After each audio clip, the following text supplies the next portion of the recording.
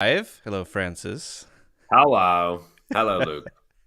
And I would just like to thank Kathy for helping set up this, working with you and your people, and scheduling this. My assistant, Kathy, of course, she messed up last week. So last week she told me that we were going live on Friday, and then she screwed up, and there were major consequences for her. Of course. Obviously, docking her pay and whatnot. But she said then she worked with you guys, and we're back in action today. So good to have you. Thank you very much. Yeah, and obviously, yeah, I had some stern words for Kathy as well, for wasting my time, most importantly, Luke, wasting your time. Yes. Well, So, wasting our time. yeah, the collective we. But I think I uh, she I takes won't be feedback sending her well. a Christmas hamper. Like Yeah. there'll be no Christmas hamper, not even a Thanksgiving hamper from Last Minute English to Kathy this year. A what? A a Thanksgiving hamper? A Isn't that a hamper like thing? like for dirty clothes, like for laundry, Is like a that what a branded hamper is? hamper. No, you get a hamper. You send like a it's like a basket, and you put it lots of little. Is it really? Is that not a thing? Wait. Okay, we're already getting into it. This live stream was not supposed to be about language differences between British English and American English, but I think we're already there. Okay, please tell me what a hamper is. Spelled the same Well, way, Hamper. yes, Okay. hamper. Yeah, it's a basket. It's a basket that looks sort of like this, and Looks it's like a it's man holding his hands up. it looks like a man. So I mean, it's got my face. The man has to have a But the man only comes down to his chest, and then you put the little statue on the floor. And that would be And great, can you actually. is it Really good here's idea. my main question is it content specific? Does it matter what you put in it for it to be a hamper?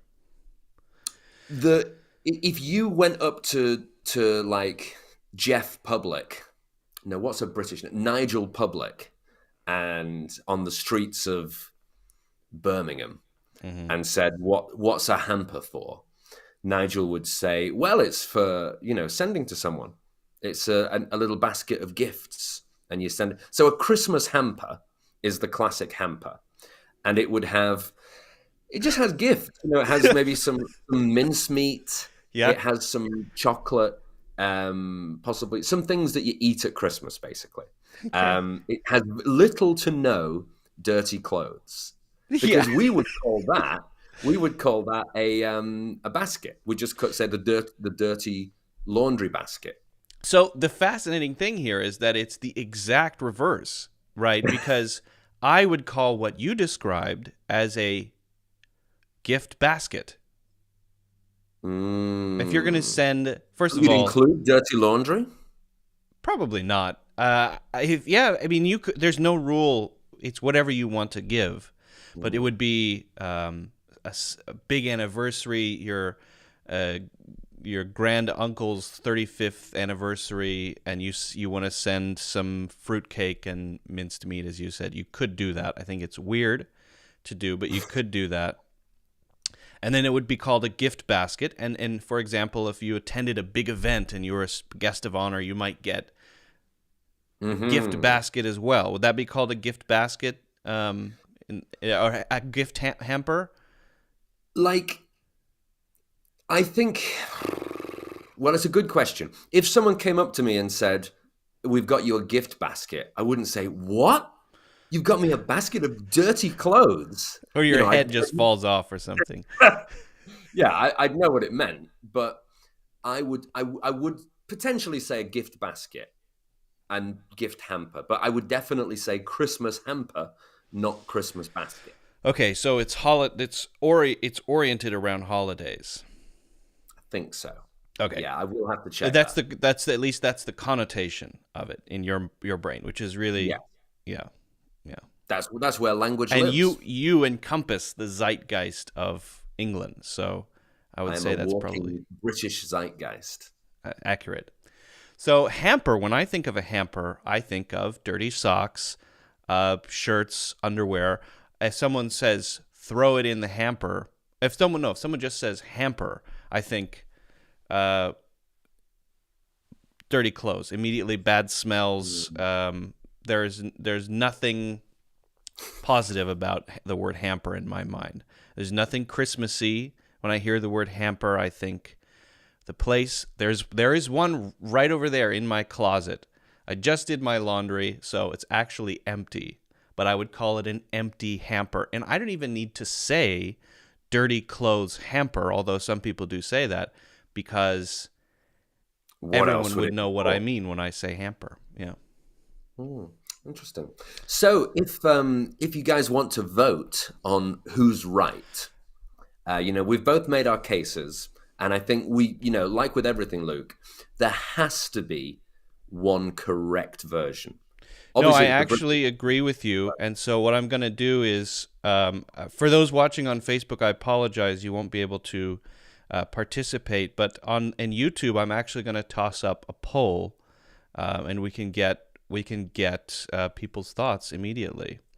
What is a fair question so that it's not biased?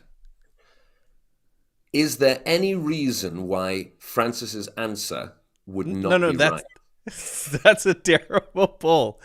No, how about this?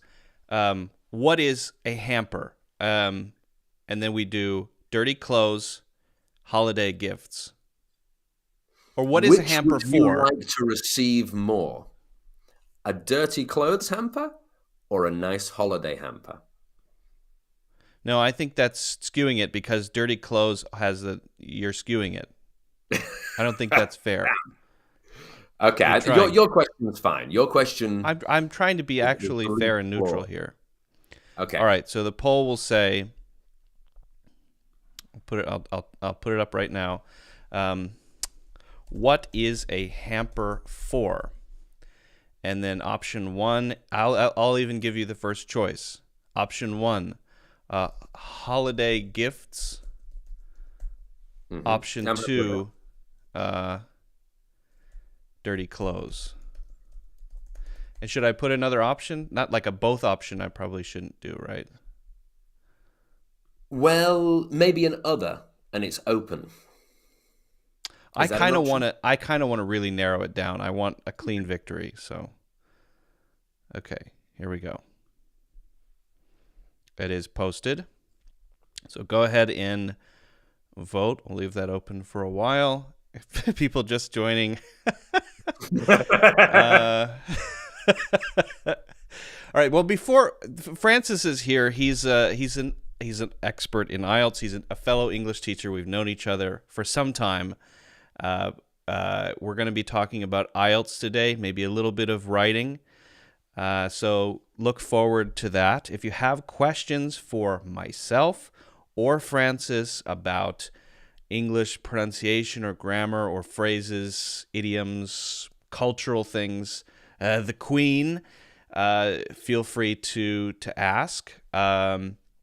IELTS questions specifically, I think, would be good for today. If you have questions about how to prepare for IELTS, strategies for doing well on IELTS, questions about what it is or the structure of the exam, I think those would be good. So feel free to pop those into the chat. And again, thank you for joining. Also, you'll see in the description a couple of links. The first couple are links to Francis's course. We'll get to it more, Francis, but you want to just quickly kind of talk through what they are, and then we'll talk more about them later, of course. Yeah. So the first one, I think, is well, actually, I don't know which order they're in, Luke. It's the vocabulary first, and then IELTS. Do you want me to switch the order? That's the order they're in. Well, either way is fine. So we have two of them there. And hello, everyone, and thank you to Luke for having me. The first or second one is about vocabulary. So we've got like 50 different topics, including advertising, art, architecture, all the way through the alphabet to the end, and work and technology. And for each area, we give you 10 kind of words or phrases that are quite high level. So this is the advanced English vocabulary course. And so it's pretty good if you are, let's say you're thinking about taking the IELTS test or the TOEFL test, and you're a bit worried that, you want to improve your vocabulary and get a higher score, but like, where do you go? You can't just open the dictionary and learn everything. So this You is could, kind but of, that would be a waste of time. it would be a waste. So this is sort of the shortcut You to wouldn't want the, to. You wouldn't want to crack this baby open and just start from the first wow, page. good God. Yeah. You can give us a reading from that later, Luke. Okay. That's a whole other live class. Luke reads the dictionary Yeah. from AA to For BA. 3 months. So that's the vocabulary course. Very useful if you're getting ready for an exam and you just want to get like a quick boost. And then the other one is the IELTS Complete Guide. So if you're planning to take the IELTS test, there's a lot of ways that you can prepare and a lot of places you can go, and it can feel a little bit hard to organize yourself. So what we did was to collect all of the useful resources and kind of put it into a logical order across all 4 parts of the test. So you have IELTS listening, IELTS reading, IELTS writing, and IELTS speaking. And it's a long course, Luke. It's 45 hours. It's insane. That's an insane length of. That is an Yeah. insane course. It's a long time, but the good thing is that, you can divide it into different areas. So, if writing is your difficult area, if you really struggle with writing, you can just watch the writing part. If you want to practice your reading, you can do the reading part. Or if you're completely new to IELTS, then you can do all of it. So it's pretty complete. That's why we call it the Complete IELTS Guide. And for both of those courses, there is a special discount, which is the Luke's special class discount.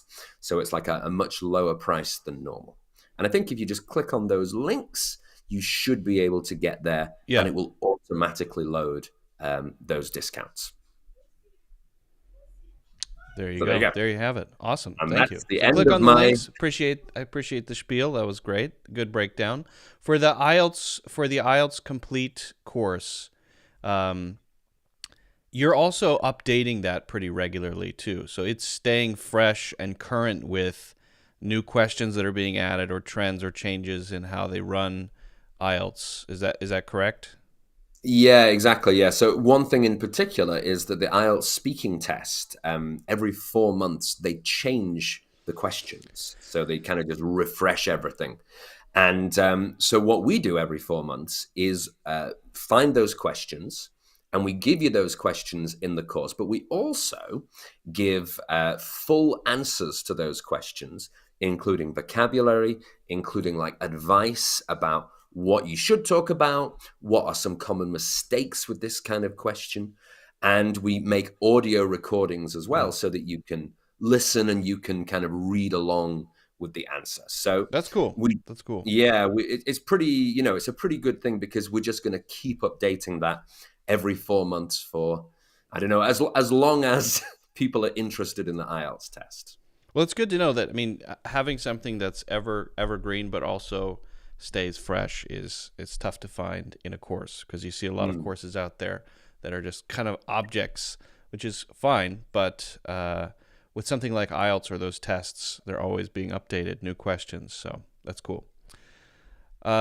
One thing before we get into the IELTS stuff, Francis, and this is, I mean, I feel like this is important, if anything, is the dictionary definition of hamper. So, just quickly, I'm going to change the title of this live stream to "What the heck is a hamper?" We don't need to do the verb. I think we probably both agree on the verb of hamper, right? Yeah.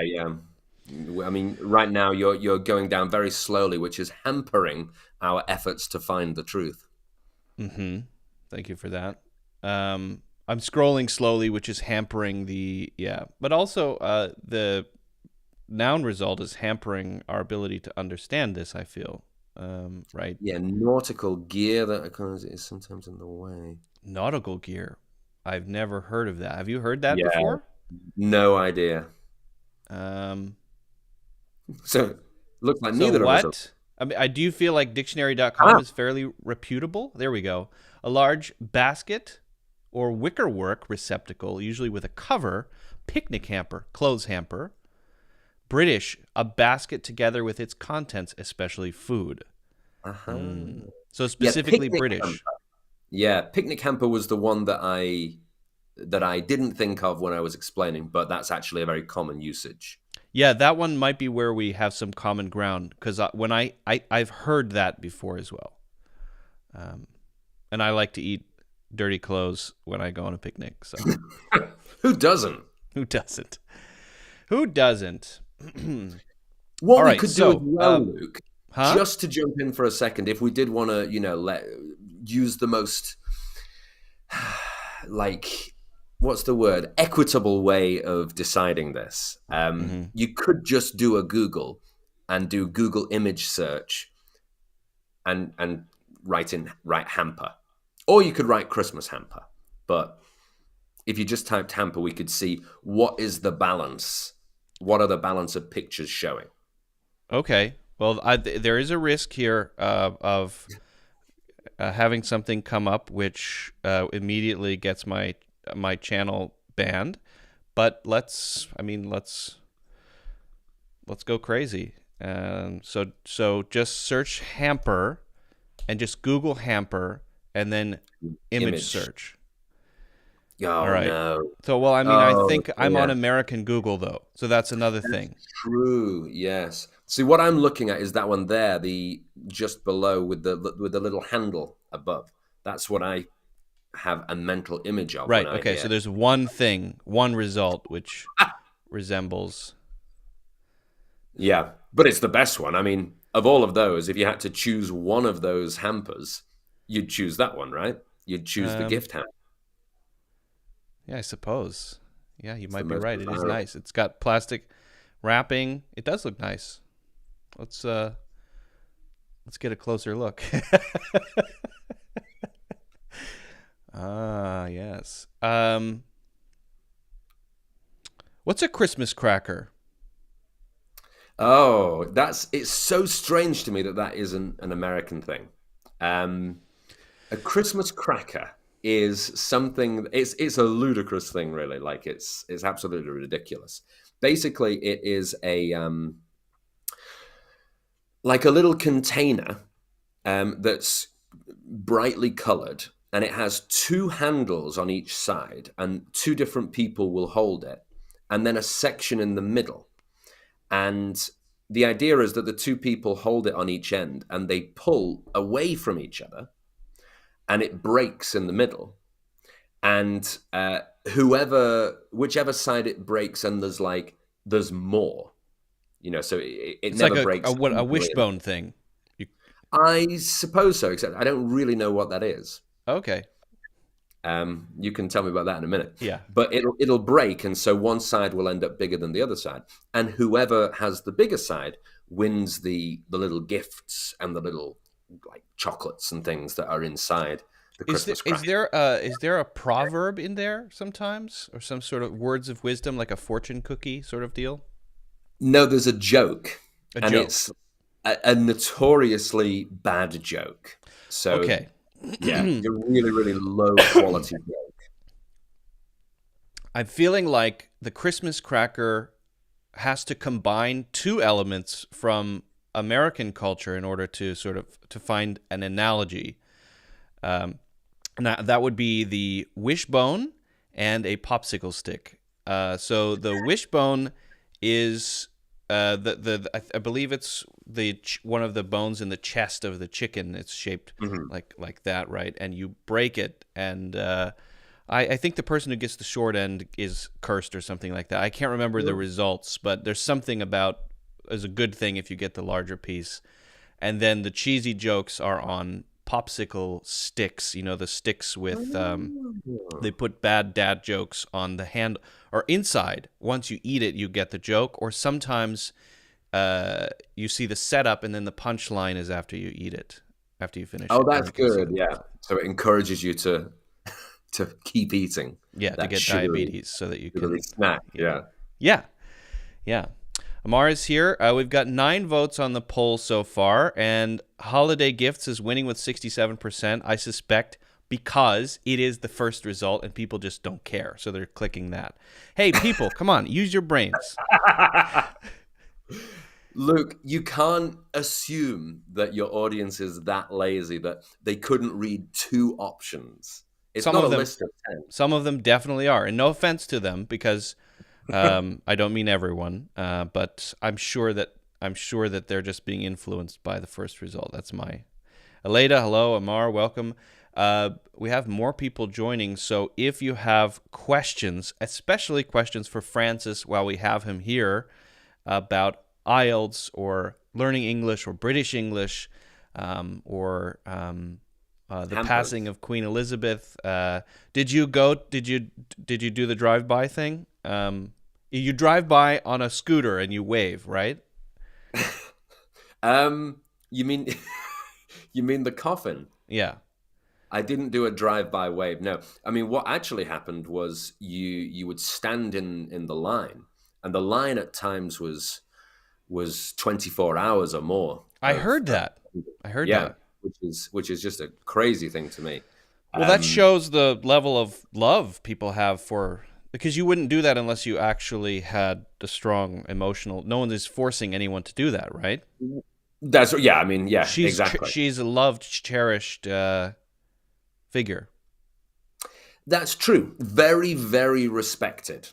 I mean, loved, yes, by some people certainly, but not loved in the sense of the way that Princess Diana was loved, which was a sort of a very sort of hot, hot's the wrong word, right? But you know what I mean. A very clear and open and very strong affection. I think with the Queen, it's more like how about adore? Is that a word for Diana we could use? Because that's a good piece of vocabulary. She was adored, whereas the Queen was respected. Yes, that sort of exactly, yeah, and people were very grateful because the word that people always used to describe her was service. They said she gave 70 years or 71 years of service to the country. Right. Which was such a hard job being born into extreme wealth and just being rich as a job. Yeah. And I think really the hardest thing about the Queen's job was pretending to be interested when she was bored. And that's something that, I've been bored a lot in my life, and it's very hard to pretend that you're interested. And I can't do it for more than about 20 minutes. Yeah. So to do it for 70 years, fair play. That really and is. And to not just nick the jugular when you're knighting someone. Because it's right there. Sure how sharp is the sword? Yeah. I'm not sure. Okay. I imagine they take precautions and make it relatively blunt. So there is a conversation that I've seen about, what's the point of the royal family? Globally, people ask that question. But how do you feel about that as a British person? Because I think a lot of people on the outside may see it that way, like it's just tabloids and who cares about royalty. But also, I can understand on the inside, there are sacred things within a culture that are important for no economic or political reason. They just kind of are, and they're things that identify you as a person in that culture. So I'm curious how you feel about that. Well, I think sort of both things there are true. It's very true that having a royal family is part of what makes Britain Britain. And it would be weird. It would be weird at first. It's the first thing people think about when they think of Britain as well, I think. Probably. Exactly. I certainly at least one of them, yeah, like certainly one of the top 3. Yeah. And it would be very odd if the whole system was suddenly disappeared, or we abolished the royal family, it would feel very strange.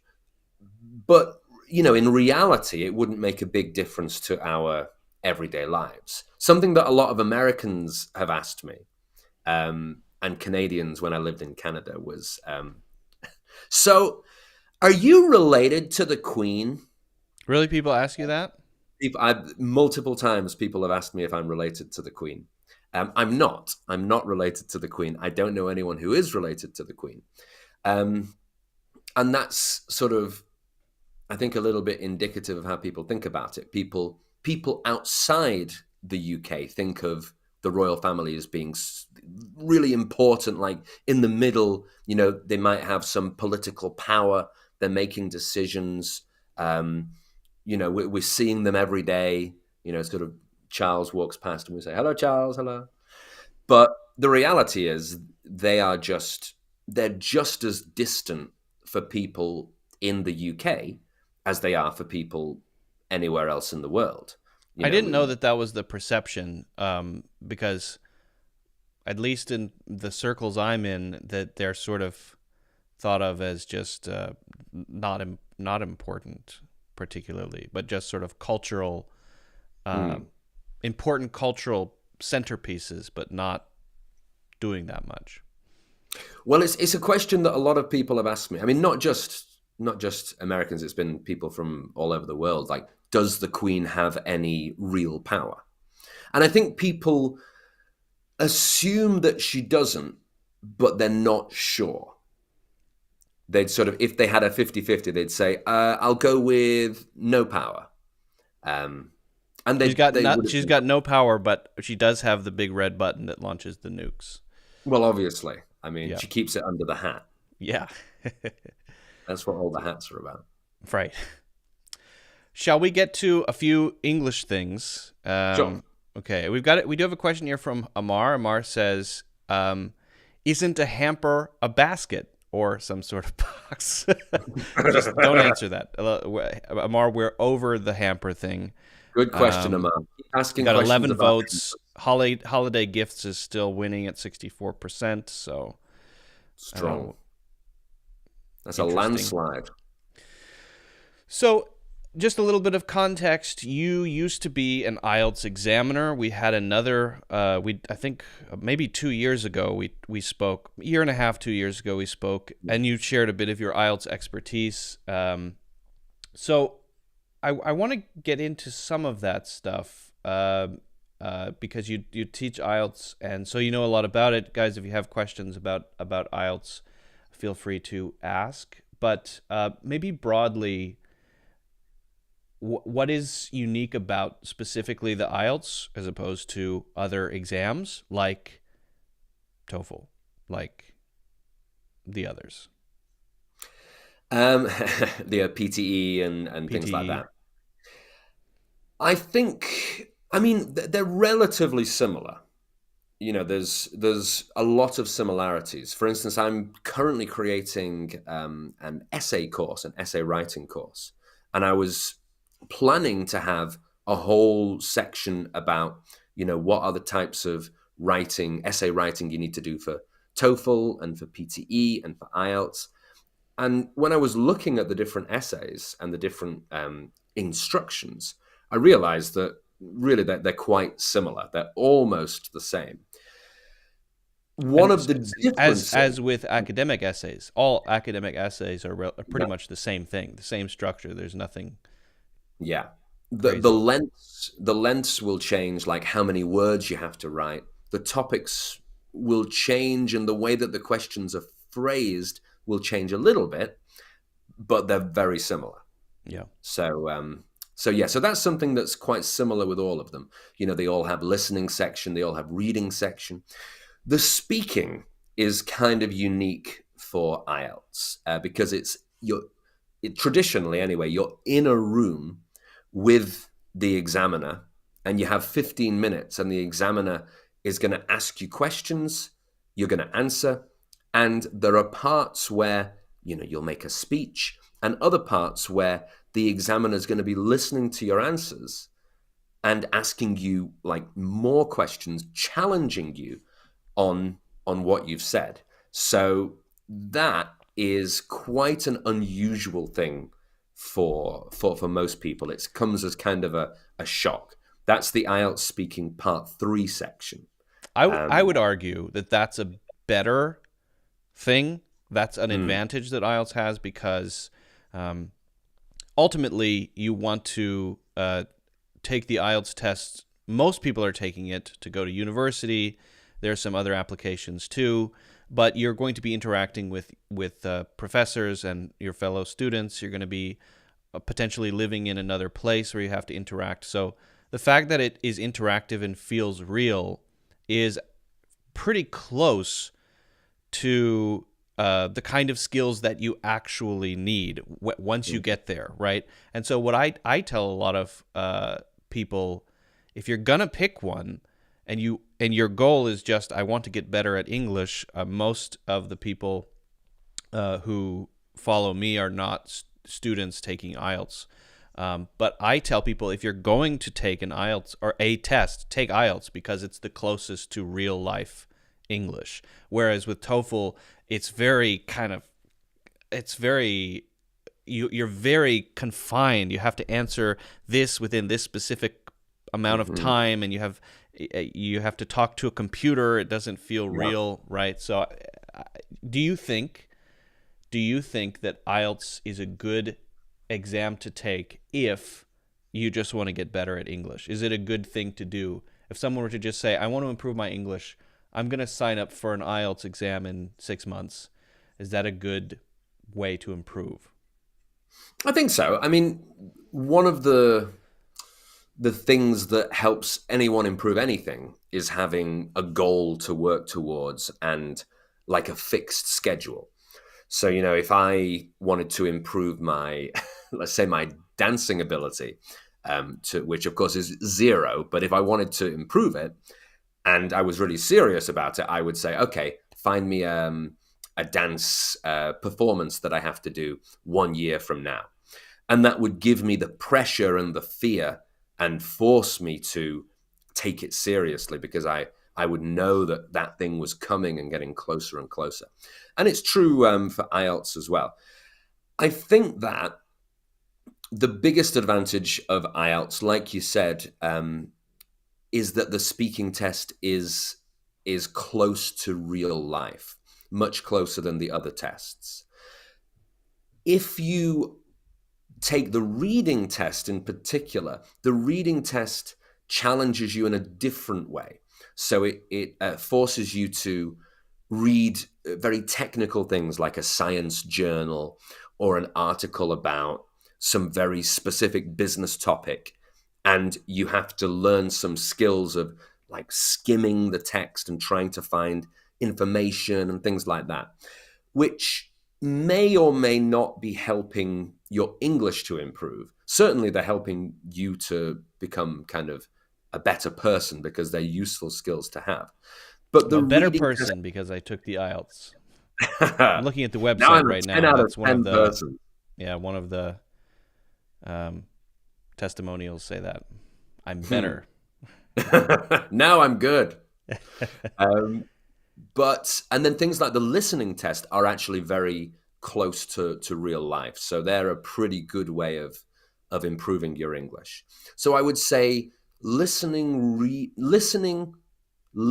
writing, and speaking, those parts are very useful. Reading, if you're not planning to take the test, is it's probably a little bit too specific onto specific areas. So it's not all that useful. But the other 3 areas definitely are. So if you were going to prepare for it, you might focus on the writing and the speaking and maybe the listening, and then Yeah. just say, well, I'm not really taking this for any reason other than my own improvement, so I'll just get what I get on the reading section. I'm not going to focus on it too much. I'll get what I Yeah. get. Yeah. Yeah. It might be a good benchmark to test. So that's the one thing I didn't work on. If you get a really low score there, then you'll know that the work you put into the other 3 maybe paid off. Hmm. Yeah. I like the idea of that psychological pressure. I think people don't think enough about, they think too much about the stuff that they're doing and not enough about the attitudes, the thoughts that you're having and how important those are, how important confidence is, how important pressure can be, how important consistency is, and not having too many highs and lows where you focus on it for a week and then give up for 2, right? Those things are just as important, if not more important, than what you're actually practicing and learning. And the pressure thing, the dance competition example, I think is pretty good. Or you have a big presentation that you have to give. That sort of thing coming up terrifies you, and the terror is the good kind of terror, the fear. So even if it's not the IELTS, find some way to give yourself future pressure that is going to encourage you, give you a reason to practice daily. Otherwise, you're just kind of randomly doing stuff. It can give you structure too, because then you're kind of structuring how you're working rather than just randomly doing it. Exactly. And there's, just before we went on air, actually, Luke, we briefly mentioned a great book, which is called Atomic Habits by James Clear, I think is his name. And it's very, very good. It's a really good book, actually. And one of the things he talks about is having the you of now on a day when you're feeling like very motivated and you want to improve, you have the fire inside you.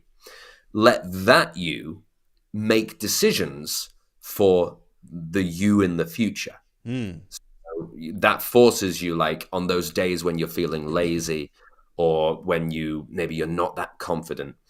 If you've already booked the test or you've already arranged to have a class or something like that, you know that you have to do it. You or do don't 2 live allow streams a week. yourself.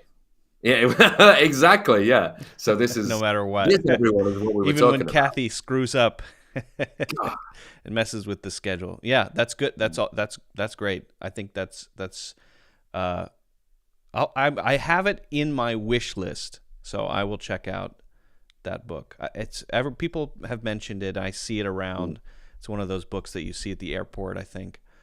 Yeah, it's a good plane book. Eddie says, my 2 favorite teachers from Udemy at the same time. Ooh, there you go. Well, there we go. Well. Hello, Eddie. Amar says, trust me, I'd keep procrastinating until the night of the performance. I think in the reference to the dance thing. To the dance, yeah. That would be great. I mean, that is, if you can procrastinate all the way to the night before a dance performance. Specifically for dancing. And that's even worse, yeah. That is very impressive procrastination. That's like champion procrastination. And if you actually did well, if you actually mastered it in one night, that would be incredible. I would love to see a 12-hour live stream of someone who's never danced preparing for a dance performance the following day. That would be, I would have my popcorn, I would just watch that. That would be so great. That's great entertainment. That's actually a good idea for a reality TV show of people sign up for some extreme thing that requires a huge amount of skill, but you only give them 8 hours to prepare for it. And then the whole reality thing is that what happens in that 8 hours, and they're just failing or figuring out hacks. It would be interesting, I think. And that would be it would be called the all-nighter. The all-nighter, yeah. We've all been there. I'm sure we've all been there. 15 votes. What is a hamper for? 53% say holiday gifts, and 47% say dirty clothes. Dirty clothes is making a comeback. Yeah, that's not good. I mean, get your votes in, folks. Get your votes in. I'll be giving a discount code out to those who vote for dirty clothes at some point in the future. Amar says, I am a master procrastinator. I used to do that during my uni days, and guess what? I usually passed all my exams. I think that Amar has a good point there, there is the need to prepare for something big, right? Like a, dance performance. You're not going to figure it out in one night. But for some things, we tell ourselves that we have 2 weeks, and then we spend those 2 weeks very inefficiently working consistently. You can also, I feel, use that oh shit mode very effectively. And sometimes I will do that. Well, I'll have something coming up and I will intentionally say, all right, well, I'm just going to do that an hour before I have to, because I know I can, because I'll turn that mode on and it can get done in that hour. It's possible. It's got to be something that's possible.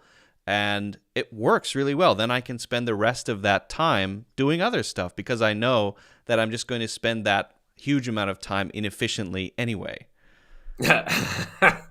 Well, I mean, can you give us an example? Last Friday's live stream. But that would be a specific example where I didn't plan it, but I have planned it.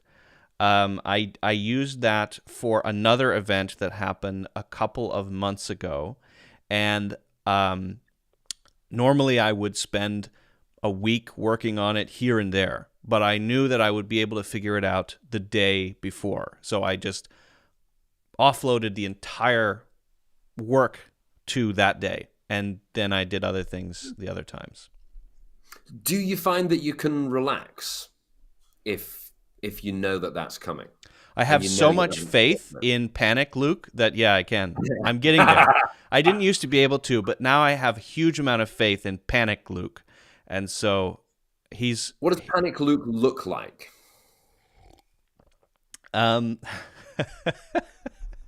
Well, usually like more matted hair, right? Probably, headphones on, maybe an episode of Star Trek: The Next Generation playing in the background, and then just sort of furiously... Or Doctor Who. Recently, I've been watching Doctor Who. I've watched the entirety of Doctor Who almost now. I'm up to the last Doctor. Wow. That is... Jodie. But you've watched it, or you've had it on in the background while you... I could, plan things and create things. I can process what happens in it. Ask me questions. I mean, I think I could pass a Doctor Who quiz. Can you? All right, no, we better not go. No, give me a quick quiz question. All right. I mean, I don't know very, very much. What was the name of the actor who played the Doctor for one season? Started in about 2005, and it was a big reboot after about 15 or 20 years of no Doctor. No, that's not a fair question, because you're asking me meta questions. You're asking me about the actor's name instead of the show itself. I know that person. I could recognize them, but I can't remember. It was the guy before the other guy. That's right, David Tennant. The guy before David Tennant and Matt Smith. Oh yeah, but well, okay. So those are the two following ones. Christopher Eccleston is the name of the actor. He's an excellent. I did look him up briefly because I wanted to know why he left, and he didn't want to get typecast. Yeah, and he wasn't, and he's successful. I mean, he is. Win. Anyway, we better let's. Is he let's famous? Move on from Now, is he sort of on the level of the Matt Smiths, the David Tennants on his fame? He's more respected, I would say. Matt Smith is no, actually, to be fair, both of Matt Smith and David Tennant are now pretty respected as well. But Christopher Eccleston is seen as a very serious actor, and that was, I think, why they went for him. They wanted. He has, and here's a great word, everyone. Gravitas. He has a lot of gravitas. Sorry, we got a Mark quote here. Luke, the quote is the guy before the other guy. Luke 2022. Yeah. Fair enough. I haven't seen him in anything else, so I didn't know. But that's good to know that he's respected. I like that version of the Doctor. That's my favorite. He was in the Rose 28 Tyler. Days Later. I'm a Matt Smith stan. I like Martha Jones and Emily Pond and Amelia Pond are my two favorite sidekicks, and the Matt Smith, David Tennant, obviously those two I think are probably the best doctors. Interesting. I'd given up at that point. I watched it when I was a kid. I watched the sort of the 70s, the ones from the 70s and 80s. Are those And good? then, I've never seen any of them. oh, really? I've started with the reboot. That's what I'm starting with. Well, I mean, Because that's what's on HBO. So yeah, they show their age. You know, I imagine they haven't aged very well. But if you like the reboot, you'd probably like the original. okay, I'll check Started it out. in 63, I believe, 1963. So I was doing a bit of preparation for this last week, and I wanted to, because I don't know if this is a good thing for people to do. So there is something called the IELTS progress check, and this is I believe a version of the IELTS exam, or maybe you can tell me a little more about it. First, I want to know kind of what is it for, and do you recommend, let's say someone who isn't particularly interested in using IELTS to go to university or something like that, they don't need it, would you recommend the IELTS progress check as a good substitute for taking the IELTS? I'm assuming it's cheaper. I could be wrong about that, but this is what it looks like on the website.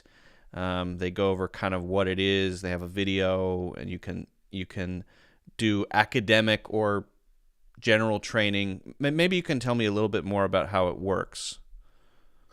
Yeah, so it's basically it's first of all, it's not a replacement for taking the test itself. The result that you get is not kind of usable. You know, you can't send it to a university and say, "Look, I got a really good score." It's not that level. Yeah. What it is basically is you go online and you have sort of 3 hours. Please excuse the dogs barking in the background. You have about 3 hours, and they put you through the full IELTS test as it will be when you really take it. So you do the listening section, you do the reading section, the writing, and they even do a speaking section.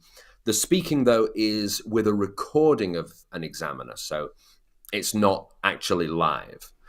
It's recording you between the recording, so you listen to the recording of the examiner, then you speak. That feels more like TOEFL. Yes, it is sort of TOEFL-y. And then they'll mark it. They'll have people mark it, and they send you your. So it's marked by human. It's not automated. As far as I understand, the writing section and the speaking section are marked by humans. I think the other two parts are probably, because they're just multiple choice, so they're probably marked. No, by definitely. It would be stupid to have a human do that. Yeah. And it's a lot cheaper. It's $50, $50 to take it, as opposed to the IELTS test itself is hundreds of dollars. Hundreds of dollars. I can't remember Hundreds exactly. of Canadian dollars. The price differs in different countries, but I know. Do you know the China, difference between these two, the IELTS Progress Check Academic and Progress Check General Training? Yes. So those are the two different tests or the two main tests that IELTS do. Academic is usually for people who want to study abroad or who want to get a good job in their own country by taking the test and showing it as a proof that they've got good English. And the general is mostly for people who want to emigrate. So they want to go and either work or live in another country. So this is for A, people who are practicing for the real thing, and B, people who don't need the results for anything but want to understand their level accurately or assess where they are maybe in their weaknesses. Yes, I'd say those two things are true. So yeah, if you are practicing and you want a very intense kind of real practice, this would be a good thing to do. And yeah, also if you just want to get a feeling for like what your English level is and you've got $50 and 3 hours to spare, then yeah, that would be good.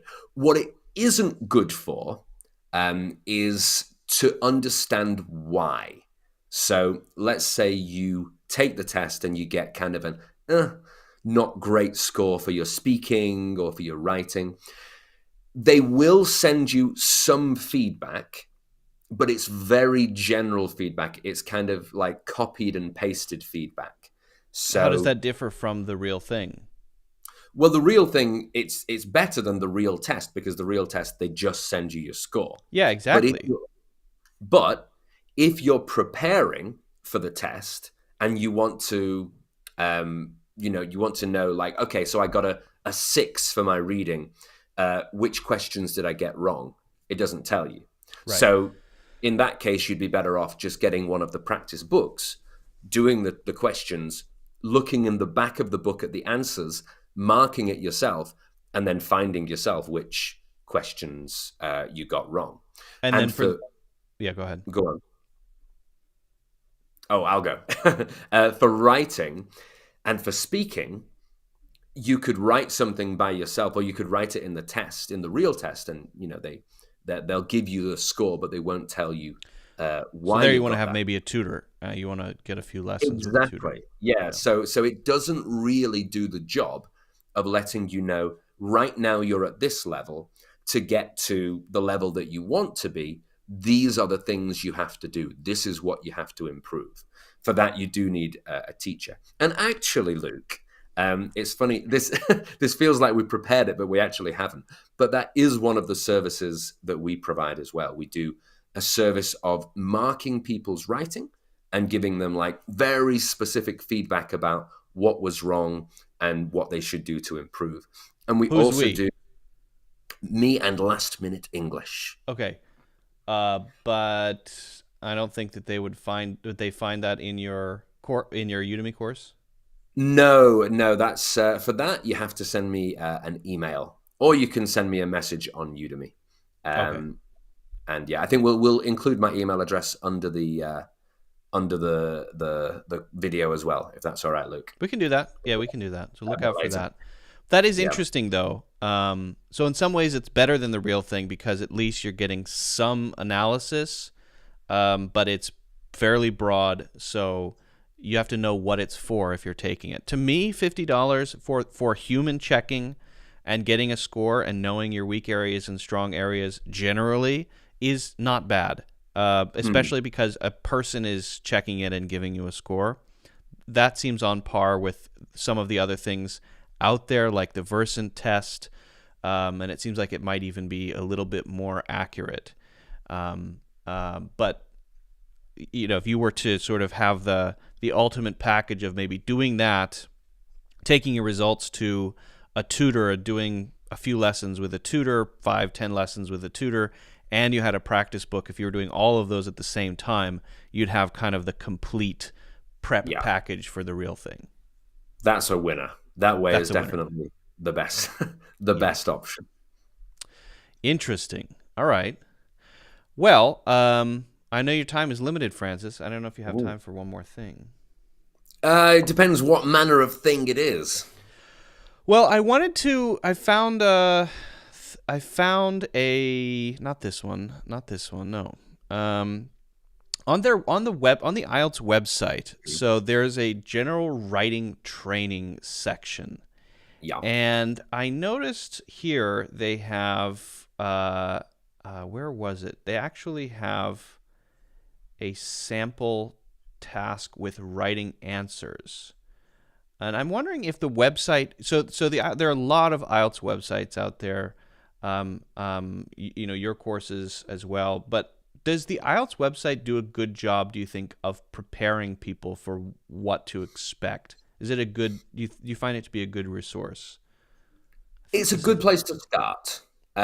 They have, some pretty kind of basic sets of example questions for the four different areas, and things like this. They give you some examples, but it's pretty limited, you know. So if you're doing quite serious preparation and you want to take, let's say, a listening test every week or every few days, very quickly you'll come to the end on the IELTS website. You'll run out of things to use. So it's more of a here's what to expect sort of thing, just giving you the It's a good ideas, but introduction. not too intensive. They probably Yeah. don't want to step on the toes of people in the business of training Mm. for the IELTS, right? I mean, that's a whole industry which you're in. Yeah, indeed. Yeah, that probably is correct. How do you feel about this letter? I'm writing to express my dissatisfaction with my room-mate. Hmm. It's one word, right? As you know, we share one room. I can not study in the room at all anymore if I still stay there. She always has friend visiting and has parties in the room. They make lots of noise and switch on the radio very loudly. For me, this environment is very difficult to study, and I need a quiet room. Even borrows my things without asking. It is very impolite. I request you can give me a new room next term because I have been asked. I have been asked her has parties in other place many times. They still have parties in the room. I really cannot stay in the same room with her. I would be grateful if you could change me a single room. Yours faithfully, Catherine. Thoughts? Um. So they're So giving it a 5. The IELTS is yeah, giving it a 5. that's pretty accurate. I mean, you would say that. Can we see the question first of all? Let's see exactly. That's the first place to start, is to check exactly what oh, it doesn't have a Exactly question. what the question is. Okay. Yeah, Uh, should be at the top.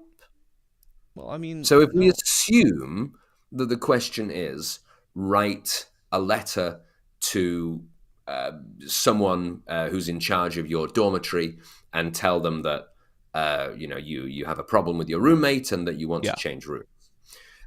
Usually that will come with several steps, several things that you have to include. And if you miss any of those things, then you'd probably be getting a lower score. But I think the general problem with that, you can see actually, Luke, as we get towards the end, the grammar gets kind of increasingly messy, I would The say. grammar and the punctuation start to really fall Yeah. apart. Yeah, I had a hard time reading it, actually. And that'll be a time question, I think, because we can see at the start that Catherine she's used commas, she's used periods, she's organized her sentences a little bit better. And as she's gone on, and particularly that paragraph that starts, I request, she's probably looking at her watch and saying, oh my God, Yeah, I've 3 got minutes my left. request, oh my God. Yeah. So, yeah, she's just gone like, blah, put whatever I can to make up the time. But there are some grammar problems with it. I think also it is it's verging on too informal. It could be a bit more formal, I think. It sounds And also, complainy. It sounds, yes, yeah, it doesn't sound like a official complaint. yeah, it sounds like what you'd say to your friend. I've Yeah. told her so many times, and she's still having parties.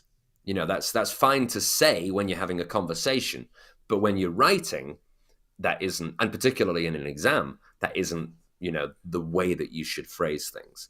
And I think something else that's missing, Luke, is vocabulary. So she's used sort of normal daily vocabulary pretty accurately, I think. But to get a higher score, to get a level 7, a band 7, you have to throw in kind of a good amount of higher level vocabulary, Does the idioms. higher level of vocabulary offset the bad grammar? So let's say she said, I have been asked her. she has let's maybe what would be a Gatherings, more she has advanced many word we could throw in gatherings. there? She has soirees in other. Okay, well, let's say she throws in some higher level vocabulary, but the grammar is still not great. Is that vocabulary going to offset the bad grammar and bring up the score, or is the grammar a bigger issue? I mean, is it better to have a really cleanly written, simple daily vocabulary in perfect grammar, or is it better to have not great grammar and some nice vocabulary? Well, the two of them are marked separately. So the examiner's going through and he's deciding on four things: grammar, vocabulary, what's called task achievement. So are you answering the question? And coherence and cohesion, which is kind of how well is it organized and does it connect well together? And so, you could very easily get a 5 for grammar if there's lots and lots of mistakes, and get a 7 for vocabulary, and then So in it the does offset. overall, Yeah. yes, it does, yeah. So and then you get your overall score, which is the average. But the question is, which one is easier to achieve, Oh, or it's where definitely should you? vocabulary, I think, right? I mean, Yeah. use wielding grammar well is a very difficult thing. I'm sure we Mm, both know plenty of native English speakers who, when we see them write, we feel shocked by yeah. how poor their grammar is. I think learning and not learning, but using grammar well is not a thing you can do 8 hours before the exam. But you could cram 50 words the night before the IELTS exam and maybe figure out how to use 6 of them in your composition. I mean, no, that's true. Like it is a quicker way to get there. Um, but I do also always say that it's easier for the examiner to notice a grammar mistake than it is to notice the lack of higher level vocabulary. That's a fair point. So you're So gonna yeah, you're gonna leave a stronger impression if you write well. yes, indeed, Yeah. and you just sort of get the general impression is really important for IELTS writing and for IELTS speaking as well. If you're giving the impression that you are someone who is, an interesting person and you have your own independent ideas and you can express yourself well, then the examiner's going to be, if they're deciding between two scores, they're going to feel more favorably towards you and maybe give you that higher score, compared to if you go in and you're like, you look really grumpy, or you're giving answers that don't show your personality that you've just kind of taken from the internet and you memorize them, and you just say them like a robot. It's always good to show your personality, and yeah, having accurate grammar gives also a good impression of you as well. I'd like to take the IELTS writing exam and uh, Ah, initially write it with some advanced vocabulary words, but then scratch them out and put really low level ones, and then sort of dare the examiner to give me a lower score because I crossed them out. uh, All well, right. Well, they would.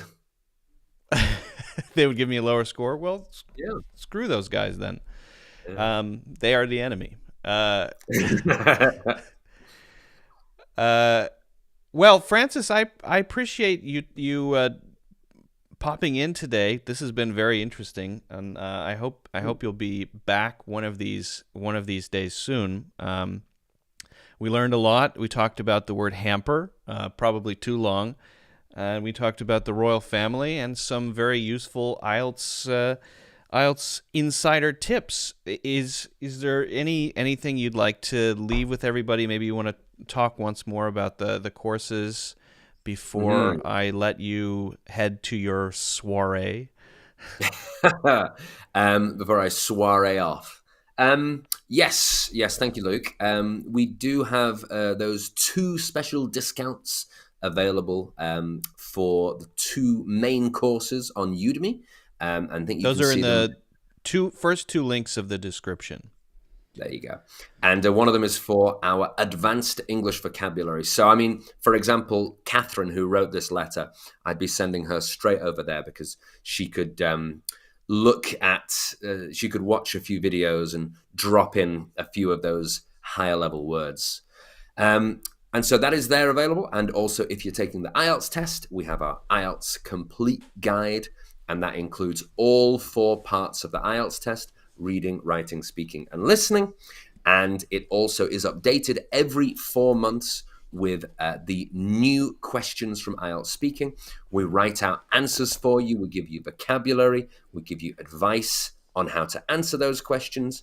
And we just keep updating it every 4 months. So it's always going to stay fresh. That's cool that it's fresh, though. That is an uncommon thing, I think, especially for English courses. So that's awesome. It seems like a great value. And I mean, how much is it with the discount code? I think it should be there at a maximum. What's the percent off? It's like 90%, I think. So you're getting like 1/16 of your entire life worth of IELTS lessons in time because it's so long. Yeah. It's the 45 hours. The lifespan of like 13 mayflies in lessons, and it's a very good price, and also it's staying fresh, and also I'm assuming you're in there answering questions as people go along. Right. So that's an insane deal. So click on that and sign up for Francis's course. And if you want some advanced vocabulary, what is a what is this going to be? What are you writing? This is from 1957. Okay. What is an... Now that's too easy to guess. You know, well, you might know this one. This is one that you could either know or not know, because I think I could figure it out even though I haven't heard it before. Do you know what an oxpecker is? An oxpecker. My instinct is that it's, without hearing it in a sentence or anything, some kind of an item of clothing, like a hat or a shoe. Good guess. It is that bird that sits on the ox and pulls off the parasites. Oh, really? Yeah. That's the common name for it. Yeah. Oh, so there you go.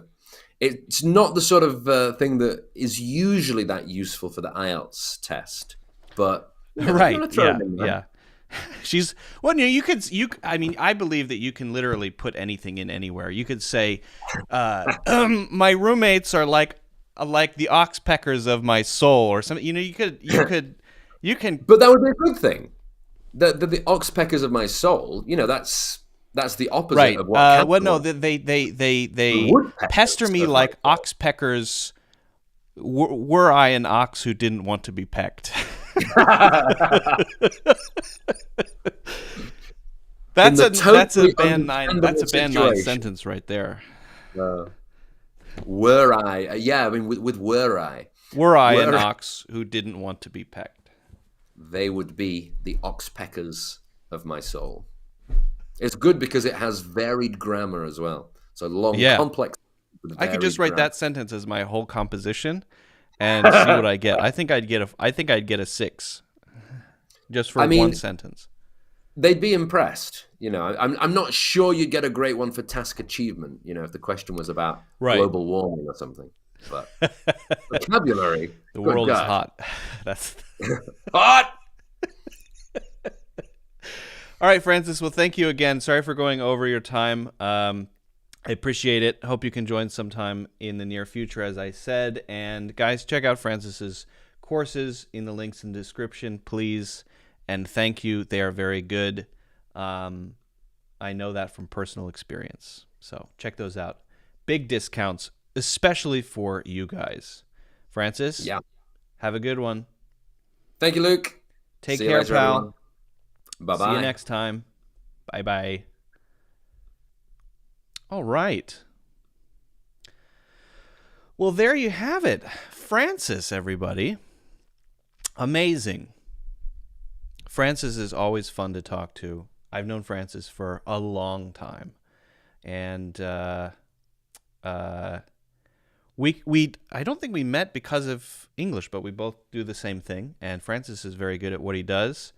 And his knowledge of and expertise in IELTS is very impressive. He has a lot of expertise. As I said, he used to be an IELTS examiner, and so he knows this. He really knows his stuff. All right. Thanks everybody who's here. We're gonna keep going. We're not gonna stop. I have some other things planned that I would like to talk about and get to today. So stick around for that. What was the next thing that I had? Yeah. So I had some actual top Blackboard topics that I wanted to do today. So if you guys have questions around anything related to the topics so far, or pronunciation, grammar, idioms, culture, whatever, feel free to let me know. Hello, Camilo. Hello. Do I consider De Niro to be a typecast actor? He likes mafia movies. Maybe a little bit, although in his older age, he kind of moved away from, I feel, the mafia movie style. I think when people think of Robert De Niro, they do think of 1970s and 80s Robert De Niro, typecast maybe in the mafia style movies, but now I think he's in sort of more like comedy movies and family movies, like Meet the Fockers and movies like that. Don't go while I go finish the laundry. Are you going to put your laundry, Alejandro, in a laundry basket or a hamper? Where are you going to put it? Or both? Rolita, hello. Hello. Okay. So I want to talk a bit about things that I think people hear as incorrect, or people are told are incorrect, but which are in fact maybe technically incorrect according to somebody, but still natural and still very common. And I will explain what I mean. What is the goal of learning English? Is it to learn what is correct? Is it to learn all the rules? Why do you want to learn all the rules? And also, whose rules are you learning? There are rules from the 17 and 1800s about English grammar that, when I read them, don't look natural to me. Nobody would actually speak like that. So it's important to know what your goal is when you're learning English, when you're trying to master English. I'm going to assume that your goal is to be natural, that when you speak or write, you want to sound natural, reasonable, okay? So what we're going to do is talk about things that you may have heard are incorrect, but which are actually, or can be actually, very natural. Natural versus correct. And we're going to start with the rule that grammar teachers always tell you, the split infinitive.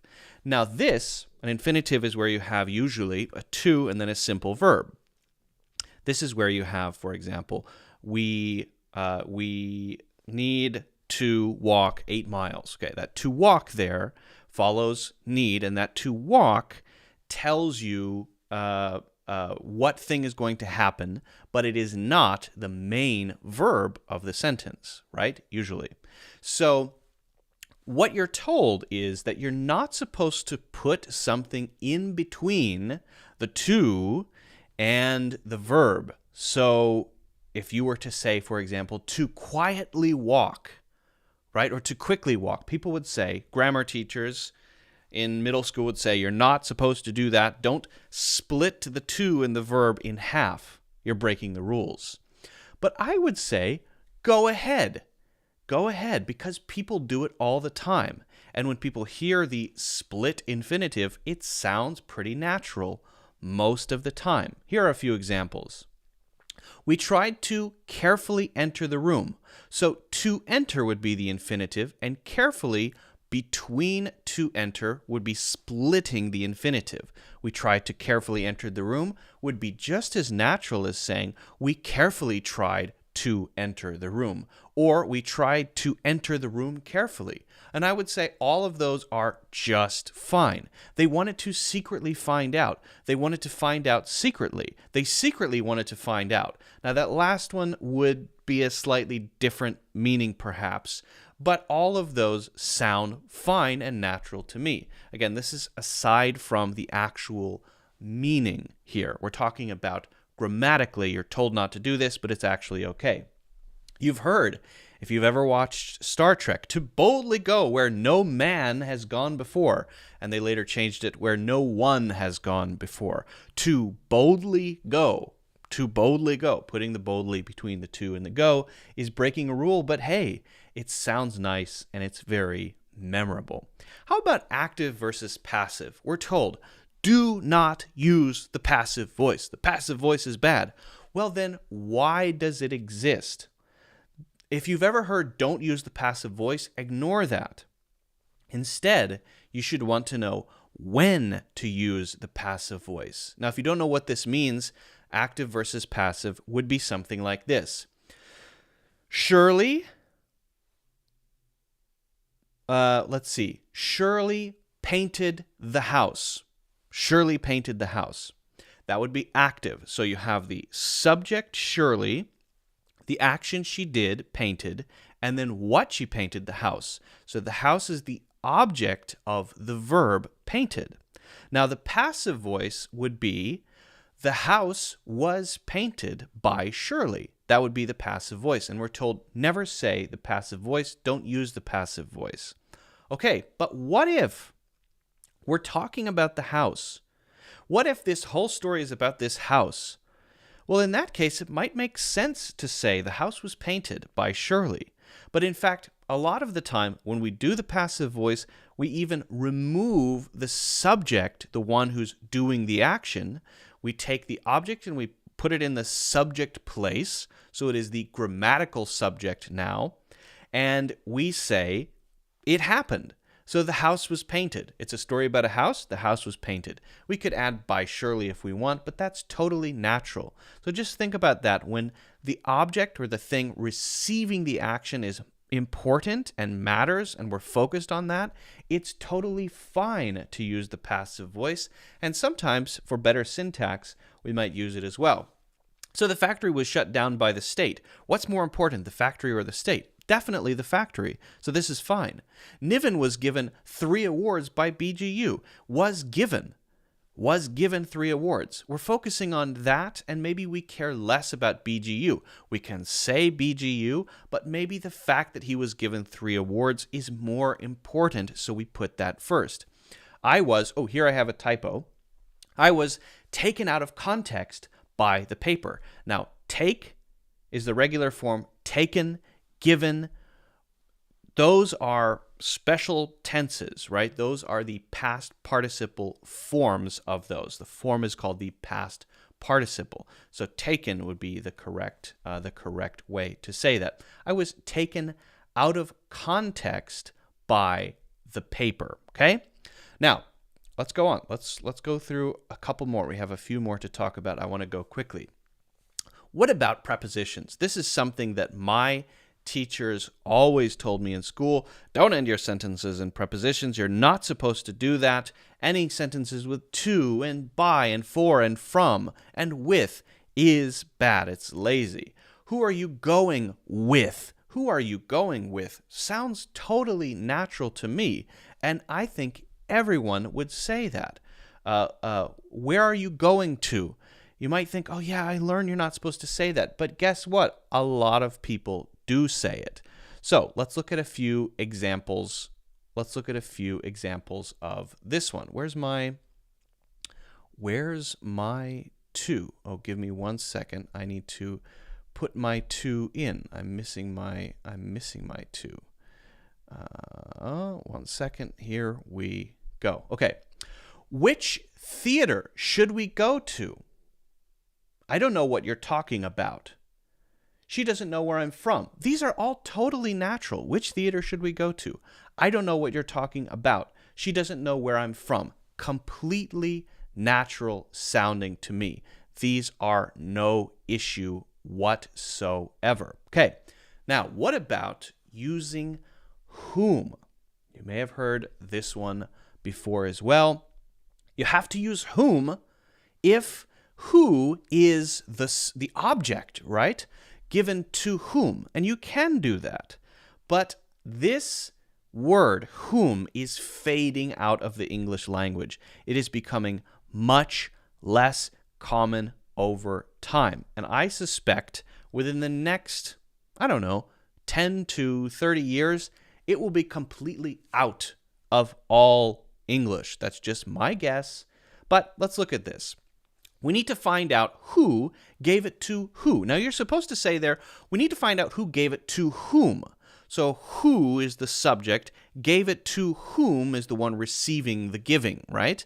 So that would be correct. But if we say who gave it to who, most people are going to use that. A lot of people are going to say that instead of whom. Again, whom is fading in popularity. Who should we invite to your birthday? Now, this one, a lot of people would say what you're supposed to say there is whom should we invite? Because we are doing the inviting. Even though we have who first, we are doing the inviting, and the invitees, the people we are inviting, that would be the ones receiving the invitations. So we would correctly say, whom should we invite? Whom should we invite to the party? Guess what? Almost no one's going to say that. Most people, pretty much everyone, is going to say, who should we invite? And I never hear whom anymore. To whom did you send the tickets? Doesn't that sound a little outdated? This is the correct way to say it. But the correct way to say it doesn't sound natural. The correct way to say it sounds odd. It sounds clunky. It sounds outdated. 99% of the time, when people say this one, they're going to say, who did you send the tickets to? And yes, you're going to end that with a preposition. Who did you send the tickets to? Who did you send the tickets to? Okay?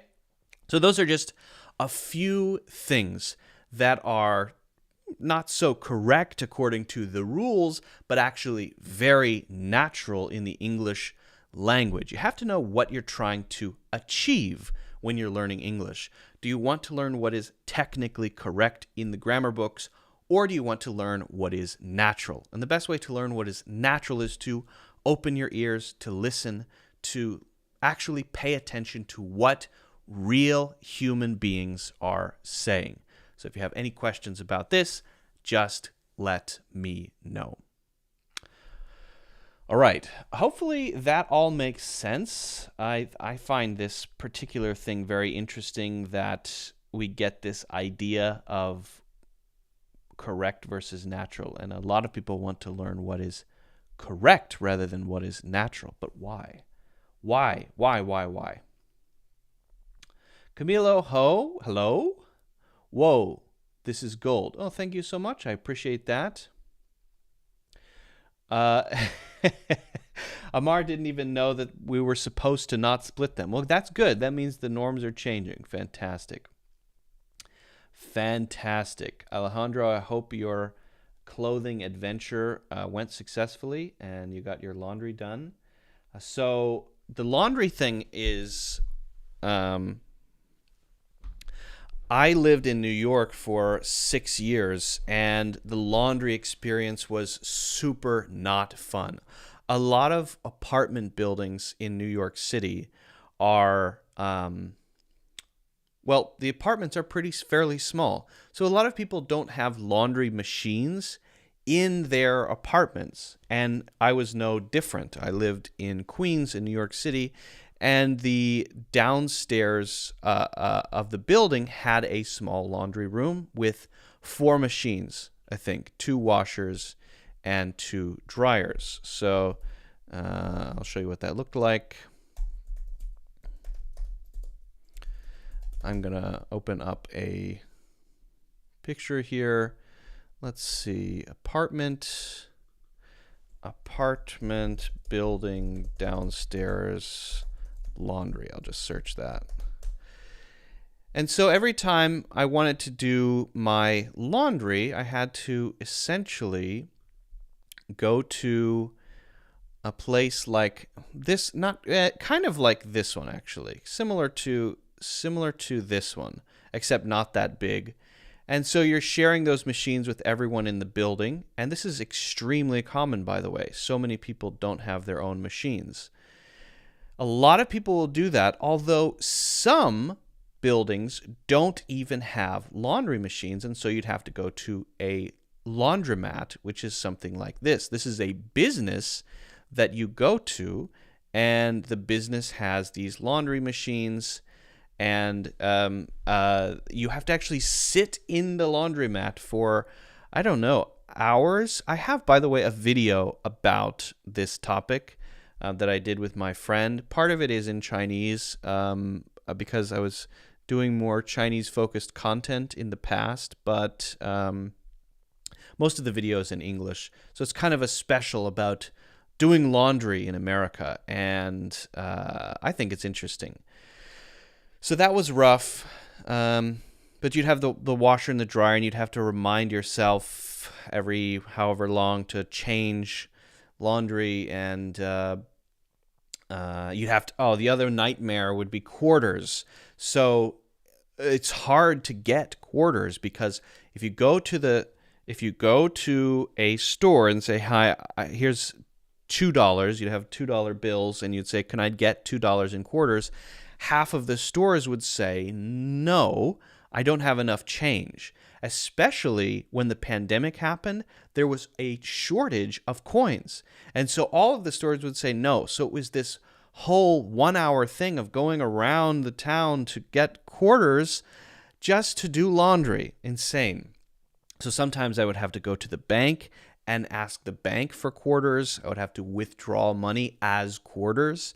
That worked, but then they had limits during COVID. You could only take out a certain amount of quarters, and sometimes they wouldn't even let you take quarters out. So this was a whole nightmare because for whatever reason, the quarters, that's the only thing you can use to do laundry. It was horrible. Anyway, one time I forgot about my laundry. I put it in the washing machine. I put laundry in both of the washing machines downstairs, and I forgot. And I came downstairs after I remembered 4 hours later, and there was a woman standing there like this. She was furious, and she screamed at me for 10 minutes, and I just listened to her because I knew I was wrong, right? I thought she was a little too upset. She was yelling at me about her son's homework and how I ruined her day. And it was fair. It was my fault. I forgot. But I think she still slightly overreacted. But still, it was my bad. But this is some of the stuff that happens around laundry in a big city. I was lucky enough at least to not have to go to a laundromat, which would have been even worse because in the winter you have to get your clothes in a bag over your shoulder and walk down the street in the snow and sit in the laundromat for 4 hours, which I have done as well a long time ago, and that is also horrible. So anyway, now I live in a house outside of the city, kind of in the countryside, and I have a room in my house called the laundry room. And in the laundry room is a washer and a dryer, and there are no quarters because it's mine. It's my room in my house, and it's my washer and dryer that I bought, right? So it's so nice to be able to just walk literally 2 seconds out of that room, throw things in the washer, push a button, leave, hear a noise when it's done, change it or not. If I want to wait 4 hours, I can do that without being yelled at by anyone. So that's that's been a fantastic thing. And now I don't have to worry about quarters either, which is also fantastic. But I'm curious, how does laundry work where you guys are. How do you do laundry? Some people hand wash clothes. I know in China, I used to live in China, a lot of people don't like to use dryers. I never figured out exactly why, but a lot of people will have a washing machine in their home, but then they'll hang dry all of their clothes. I guess because maybe the air is drier. People prefer to do that in China. So often in China, you'll see people's clothes hanging out. A lot of people have a special rack for hanging their clothes up to air dry them. I think they feel that it's maybe more fresh to do it that way. I don't know. Arku, hello from Kurdistan. Hello. This reminds me of the idiom, leave him out to dry. Well, that would be for doing laundry. Nobody uses dryers here. We hang our laundry on laundry lines on balconies and leave them to dry. Does that take too long? I think it depends on the climate you live in. I would imagine if you lived in a very humid climate that would take forever, right? But if you lived in a fairly dry climate, that seems like that would be a good solution. My question is, how do you deal with wrinkly clothes? Because if you have a dryer, it solves the wrinkly problem, right? It fluffs them and they come out nice and not wrinkly. But if you dry clothes, because I lived in China, I had to hang dry my clothes when I was there. All my clothes would be wrinkly and I'd have to iron all of them. Hanging them out to dry is cheaper. That is true. Yes, that is true. But surprisingly, I haven't found that my electric bill has been particularly high for having a dryer. So you have to iron the clothes. Okay, that's interesting. Thank you, Relita. I appreciate that. Ironing them. Oh, ugh. Okay. Actually, I have a. I won't show it. I do have an old video from when I was like 21 years old, living in China, and my laundry hanging up. But I think I'm gonna skip it. I'm not gonna show that. But ironing, the thing about ironing is, number one, it takes so long. I hate it so much, and I don't know. So you hang dry the clothes, then you have to iron all of them and then hang them up in your closet. Is that right? Is that correct? Interesting. Let me see if I can find.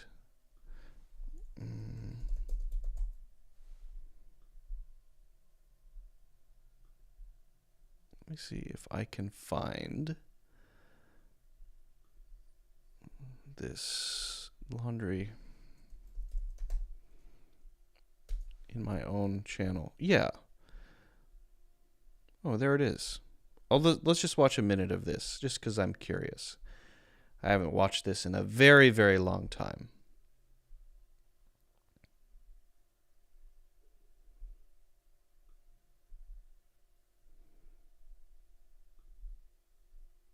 We're going to see how much you weigh and how tall you are real quick. Old video.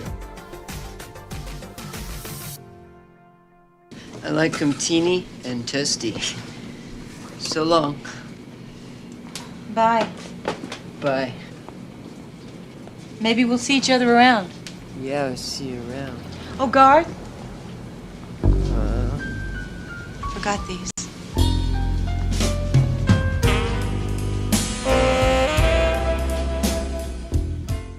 I've been wanting to make this video about laundry for a year, and for a long time I didn't know why, but I think now I do. The reason I will tell you at the end of the video.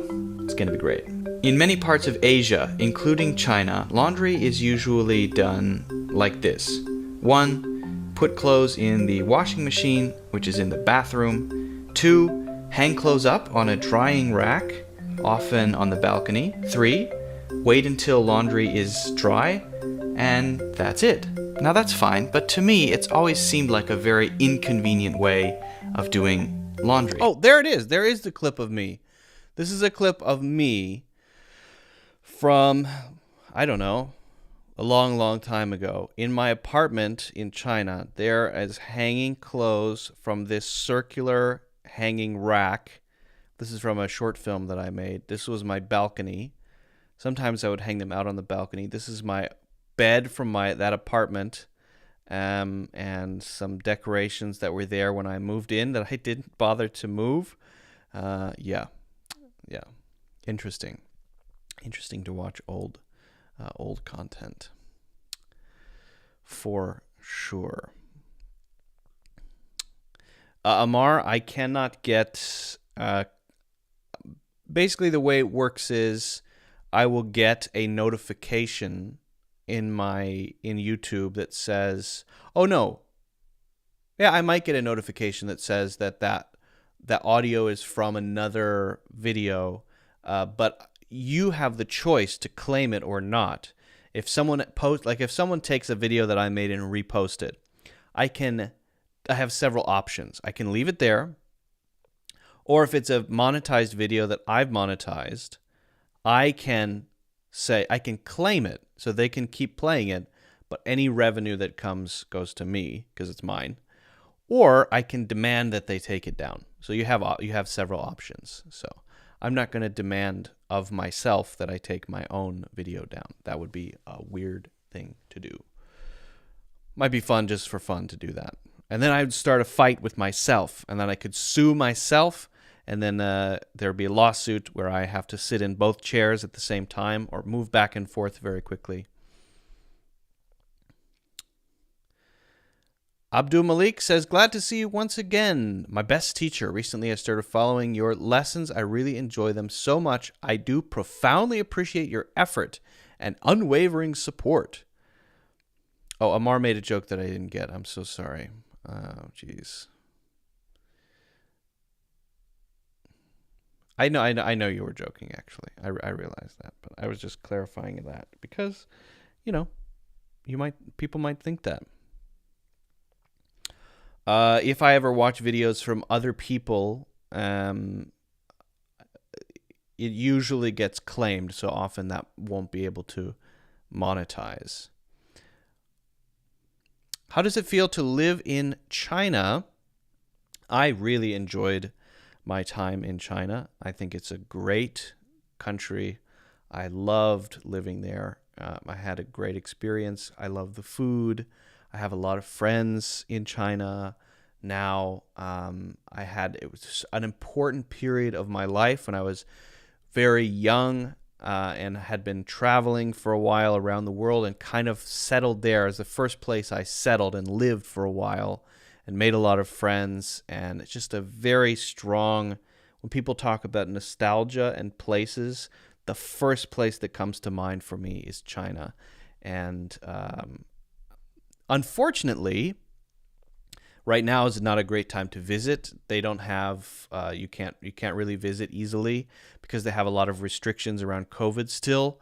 I think that those are going to relax because most places around the world is kind of becoming okay with COVID. Everyone's getting COVID. It's kind of fine. I think it's not as serious as it used to be. I got COVID. Everyone I know got COVID. So I feel like eventually it's going to just relax. There will be no COVID restrictions. I'm really looking forward to going back to visit China. I know where I will go exactly. I know what I will eat exactly. So I'm really looking forward to it. Tell me another way to say thank you for giving me the chance to be considered by you. In a professional context or sort of a what sort of context, Alejandro? Thank you for considering me would be, for example, for a job or a role or something. If you say thank you for considering me, or I appreciate you considering me, would be, I think, fine. Thank you for giving me the chance to be considered by you is too clunky. It's too wordy. It's not very clear. So I would avoid that. Why China? I was always interested in Asia, Asian culture, and I had been traveling around Asia, and I just wanted to go to the place that I thought was the center of a lot of Asian culture in general? What is the center? What is the core of Asia? I felt that was China at the time.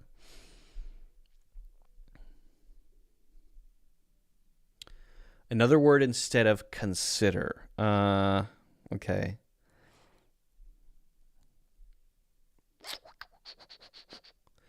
Well, yeah, thank you for thinking of me would be more personal, not necessarily professional. Thank you for... you could say specifically task related, so you could say thank you for looking at my application. If you have a specific thing that they did, then you could say thank you for that. So thank you for interviewing me. Thank you for taking a look at my resume. Thank you for spending time with me. Thank you for the phone call. What is the thing that they did for you that you want them to thank you for? You could do that. You could say, I appreciate here's a common one. I appreciate the opportunity. I appreciate the chance. I appreciate the opportunity to interview. If you did something, if it's just submitting your resume, maybe not. But if you say, I appreciate the opportunity to interview, I appreciate the chance to interview, that would be, I think, fine as well. But again, if you just sent the resume or the CV, you probably wouldn't say that one in your follow-up. Only if you had taken a specific action would you use that one. Let's see. Thank you. I'm grateful for the chance. I'm grateful for the opportunity. Thank you for taking the time to interview me. Off the top of my head, those are the only ones I can think of. Yeah. You could talk about how the experience was positive. You could say, I really enjoyed the interview. I really enjoyed, if you went in to do an interview, I really enjoyed meeting everyone. It was a great experience to meet everyone in the office. And then you could say something positive about the culture. It seems like a really vibrant working culture or workplace. It seems like such a cool place to be. Something like that. You could make comments. But as far as actually replacing the word consider, I don't know if there's a good one. At least I can't think of a great one off the top of my head. Being a candidate for you. No, because that would go with consider. You could say, thank you for considering me as a candidate for this position. So you'd still use consider there. Can I put friend in a sentence? I've been thinking of an example for a couple of hours. What, FIEND or friend? What do you want to say there? Is that a typo? Rolita says, I owe you one. That's right. You could use I owe you one as a substitute for a favor that someone did for you. You could say, yes, thank you so much. I owe you one. But that would not be for a professional situation. You would only use that personally with people you know, friends, something like that. Yeah. Yeah. Okay.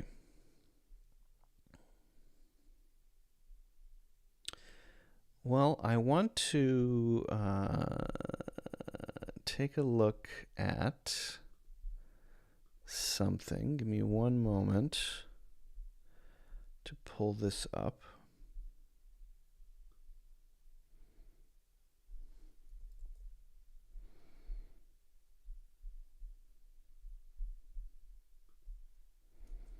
An article.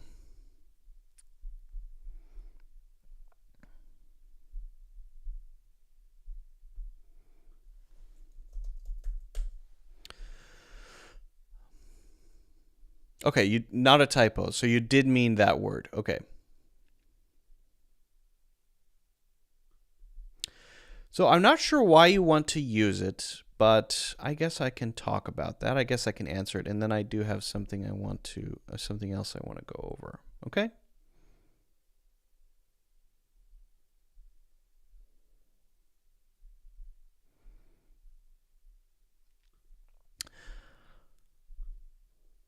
Amar says, can you put fiend in a sentence? I've been thinking of an example for a couple of hours. Okay. So a fiend is a bad person, kind of bad intentions, someone who maybe is sneaky or cheats others. It's not a good word to use to describe others, right? It's also not particularly common, because there are so many other words to use to talk about people who you don't like or who you feel you have negative thoughts about, right? Many of those are curse words, which perhaps is the topic for another day. But in the few occasions where you will see fiend, the most common uses will be to put it in a sentence following is or are, right? He is a fiend. Right? They are fiends, right? That would be the most common way to use it. Just a simple description of a person. After you describe all of their negative activities, you would say, and he's a fiend, right? Very simple, right? Sometimes you hear variations of it, like fiendish. And fiendish would go usually in front of another word, usually a noun, so it would be used kind of as an adjective. Fiendish behavior, right? A fiendish activity. So somebody who talks behind another person's back and breaks a contract or does something sneaky or backstabbing, that's fiendish behavior, right? Fiendish activity. Sometimes, again, it's not particularly common. So you'll hear variations of it used in the adjective form, used in the adverb form, fiendishly, right? Smiling fiendishly, cackling fiendishly would be sort of a villainous look or a villainish cackle or look. That's sort of a fiendish grin, right? Now, a fiendish grin, grin being a smile, might be kind of playful. So if someone has a fiendish grin, they might look evil but not be evil. That could be them being playful and you describing them in a kind of playful way. I know what that fiendish grin means. That means you have some plan, but maybe that's just to do a prank on your friend. And so it's not always used to mean someone actually is evil. It may be instead used kind of sarcastically a little bit, or jokingly or playfully a little bit, to talk about another person's bad intentions. But bad intentions can be also playful if, as I said, if it's a prank or something like that. Again, all that said, it's not particularly common. Now, I can always supply examples, but the best thing to do here is to just go on the internet, go to your average dictionary, thefreedictionary.com, dictionary.com, vocabulary.com, all of those, and just search the word and look for examples. Once you see some examples and you feel like you get a feel for how to use it, then try to make your own. Don't try to make your own first and then look at examples, because you might have to unlearn the wrong thing that you did. Start with the examples, really try to understand it from the context and how it's used, then try to make your own examples. Never, ever do it the other way around. Hopefully that helps, Amar. You like the expression? Yeah. Does fiendish mean obsessed? It does not mean obsessed. As far as I know, I've never ever seen it used that way. Okay. Let me whip out the old blackboard here. I want to go over an article briefly. Speaking of fiendish, look at this. There you go. There's a movie coming out called Smile, and this is a banner advertisement for the movie Smile. And I don't know any other way than to describe this as fiendish. That is a fiendish grin. Perfect. Perfect. Looks like a horror movie of some kind, of some ilk. When I get to a higher level in English, I still find it hard to know what native speakers are talking about when they use a lot of slang words or they speak very fast. Do you have some tips? Sure thing. This is a great question. We'll do that before the article, and then I wanna get to the article. Okay, it's a good question though. Very good.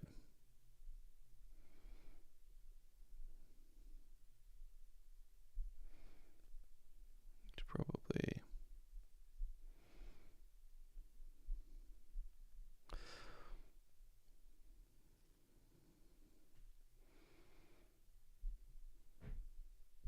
Okay. So we have a question here. When I get to a higher level in English, I still find it hard to know what native speakers are talking about when they use lots of slang words or they speak very fast. Do you have some tips? Okay. So, yes, I have some tips, but I want to make it clear that it is very unlikely to be speed. A lot of people think that speed is the reason that they can't understand native speech, and while it can be one reason, it is by far not the most important, right? If you hear me say, do you think so? You probably understood what I just said. Do you think so? Do you think so? Do you think so? Do you think so? That's really fast, and I'm blending sounds together. You probably could hear that I said, do you think so? Right? But because you know that question and you know those words, having them blended together and spoken quickly is not a big deal. Do you think so? Do you think so? If you really slow down what I just said, it would be, do you think so? I didn't say anything correctly, right? So one of the reasons is you might hear something in that fast speech that you don't understand, whether it's a word or a phrase, right? An idiom, an expression, a phrasal verb.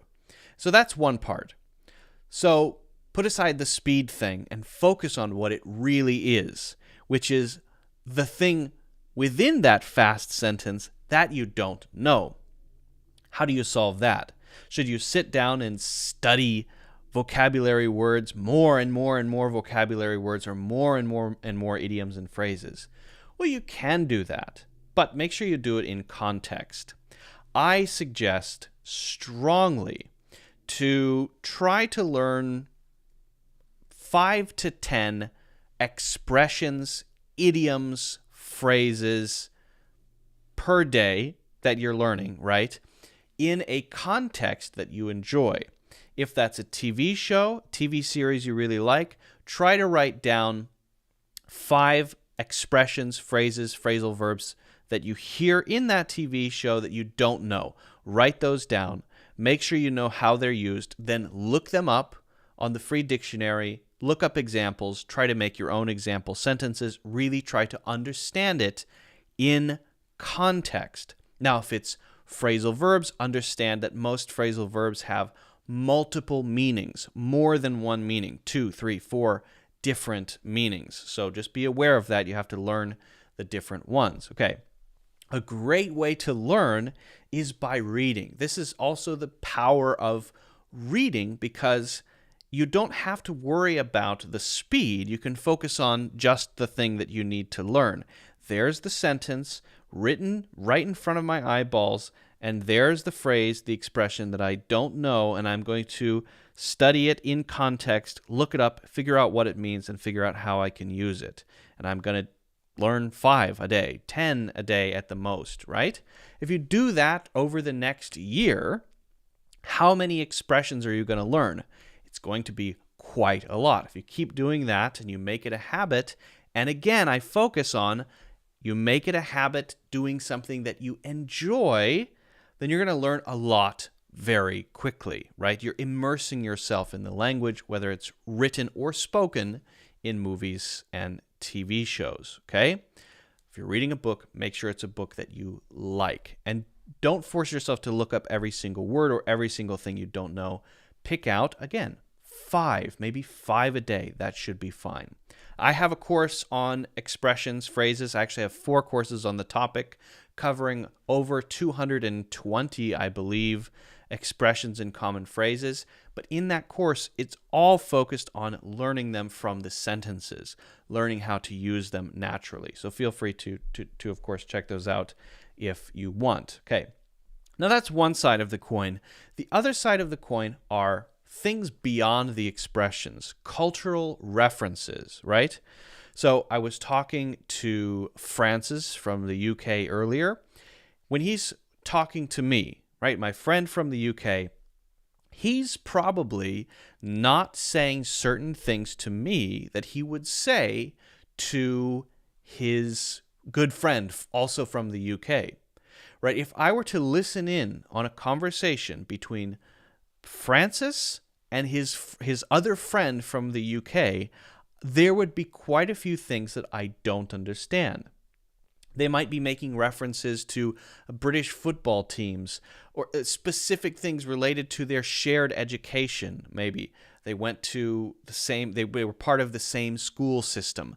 These cultural references within British culture that I did not have access to because I grew up in the United States, raised by wolves, right? That's maybe a story for another time. But so I know a lot about growing up as a wolf in the United States of America, and I don't have access to a lot of those movies and TV shows and things that I have heard before, but I don't quite understand about British culture.